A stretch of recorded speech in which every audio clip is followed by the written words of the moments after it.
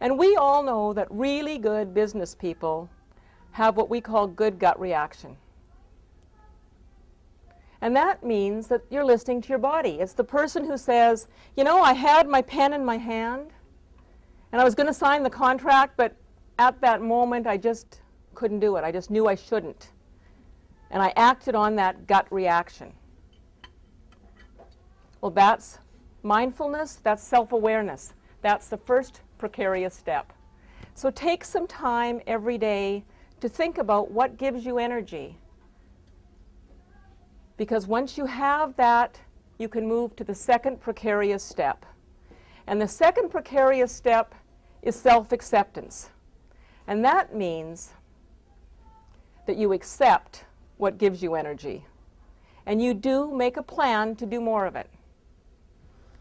Now, I can tell you again that I wasn't very good at this. I'm getting better.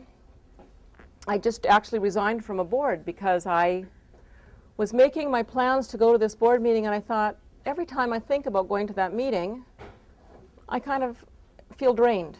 And I thought, you know, I'm not following my own advice here. So I resigned. But usually, historically, I can tell you that I was always pretty good at identifying what a problem was, but when it came time to accept it, I was so willful that I always thought, I can change it. I know I'm not good at that, but I can make myself good at it. And I'm just going to focus on that, and that's what I'm going to do. Well, the more we focus on stuff that drains us of energy, the more depleted we become. The more we focus on stuff that gives us energy, the more we can access that effortless energy of the wind that comes free from the universe.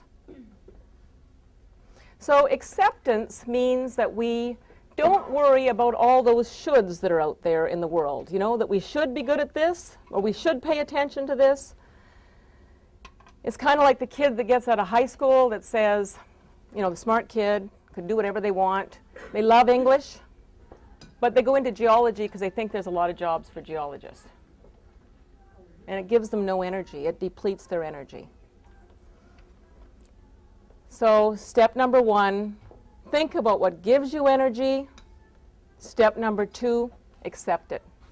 And make a plan to do more of it. Now that takes us to the third precarious step, which is self-assurance. Self-assurance means that we get validation from the external world for our internal compass. We're all a combination of who we think we are inside and who the outside world tells us that we are. And that comes together to form us, to form me, to form each of us here in this room.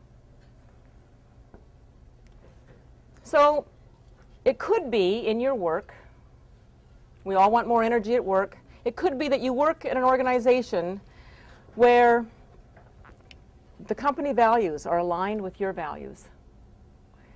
That gives you energy because it makes you feel like what you're doing is worthwhile. It validates who you are.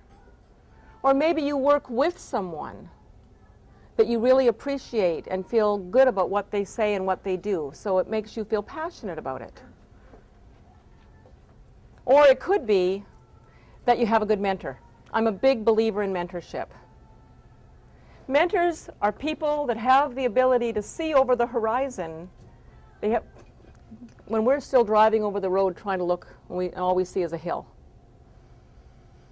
Early in my career, I went to Potash in the early 80s. And early in my career, there was a guy that was a good mentor to me, and the industry was very oversupplied in the world, and they had small demand, and the companies weren't making money, and there was a lot of layoffs. Now, I didn't lose my job, but I ended up getting a whole bunch of responsibilities from everybody who'd been laid off because all those jobs still needed to be done.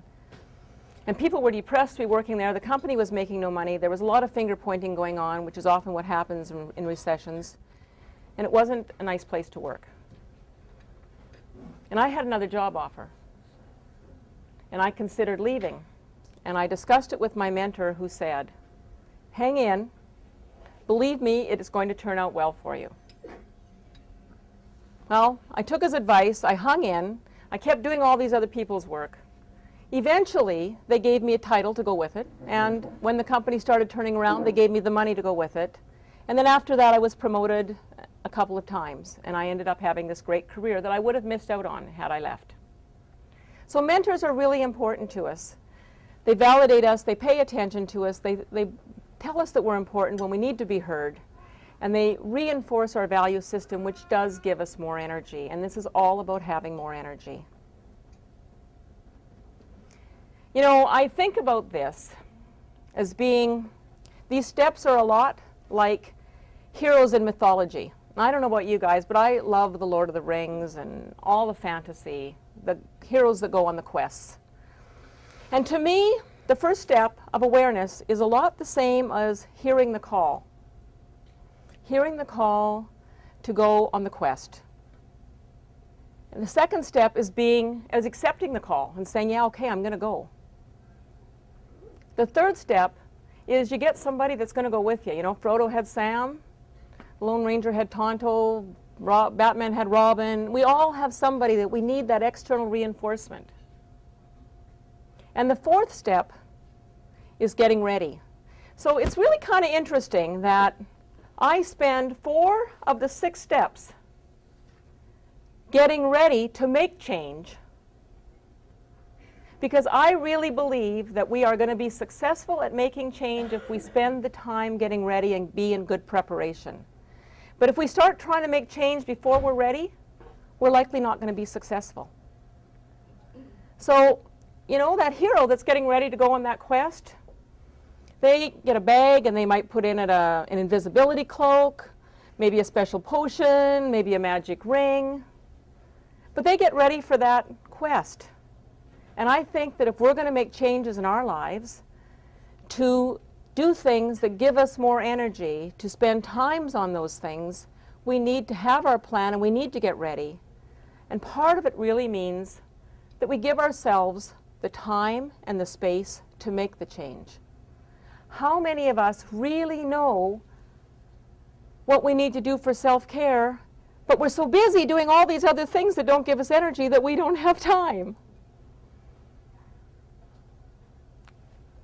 So self-care to me is giving yourself the time and the space to make the change, but it's also getting your head in the right time frame. And that means visualizing what you want to do and where you want to be, and living your life each day like you're there already.